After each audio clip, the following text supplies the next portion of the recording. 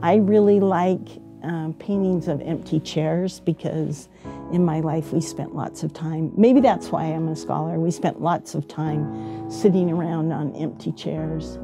We were starting with Othello, and we opened Othello, and then here's this man who's a renowned scholar, and he looked at me and he said, "So what questions do you have at this point?"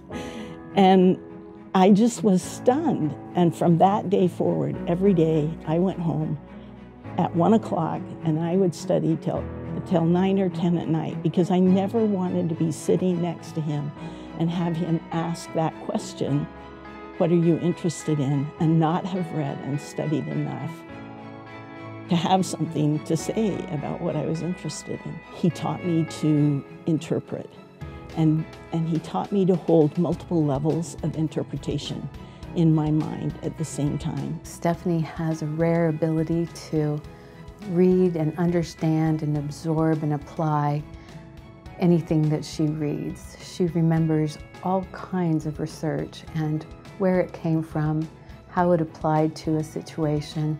She's so interested in building community that she actually steps back, doesn't put herself forward, doesn't claim ownership of ideas, but instead she wants to share the ideas.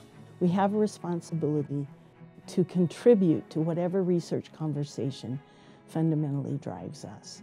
Secondly, I believe we have an obligation to support the scholarship of everyone around us, that we have to be willing sometimes for our own scholarship to suffer in order that those around us who we think have important questions to consider and skills beyond our own have the opportunities and resources they need to be scholars. She has a way of suggesting to us that there are more interesting, richer, more complex ways of thinking about the world, that in every act of teaching there's a kind of unlearning that's involved, a kind of moving away from something you've been to embrace something presumably better than you were before, something richer, something more interesting.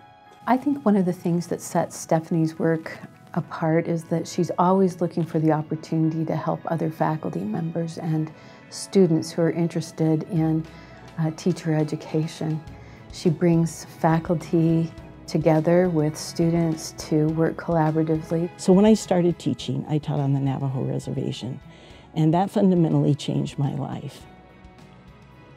Because no matter what I did, no matter how much I gave, I knew I wasn't going to be able to change the lives of those children. And I wondered, as a beginning teacher, what more I needed to know. In that moment in time, I realized that I now had an obligation to be a strong researcher and act on all of the things they had taught me because of the sacrifices they had made for me. It's very difficult to be a scholar in a place where your faith is also entangled, because it's fundamentally important that you're able to keep both. I'm a scholar and a researcher because my Heavenly Father inspired me to take up that path. But I also need to have a commitment to the fundamental truthfulness of the gospel, because that's what gets you through.